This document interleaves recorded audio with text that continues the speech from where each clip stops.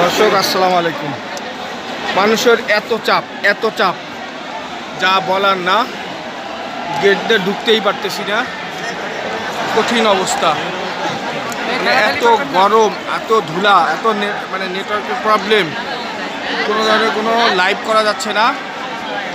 আর মানুষের এত উপচে পড়া ভিড়, মানুষের উৎফুল্ল যে কি পরিমাণে আসে।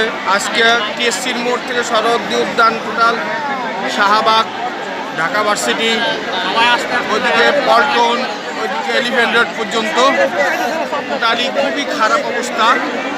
এত পরিমাণ অবস্থা খারাপ যে কে কীভাবে বেরোবে, মানে খুব চিপে গেছি একেবারে অবস্থা খারাপ।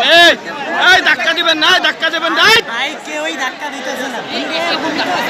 এত ধাক্কা দিচ্ছে যা বলার না। বেরোনোর জন্য আস্তে আস্তে বেরোলে কিন্তু আসলে হয়ে যায়, কিন্তু মনে হচ্ছে বেরোতে আর পারবে না কোনো দিন, এখানেই থেকে যাবে। ধাক্কা ধাক্কি টিপাটিপি করতেছে। দর্শক অনেক কষ্টে বেরোলাম, প্রায় বেরোতে 1 মিনিট লেগে গেছে শরৎদি উদ্যানের গেট দিয়ে। কি অবস্থা!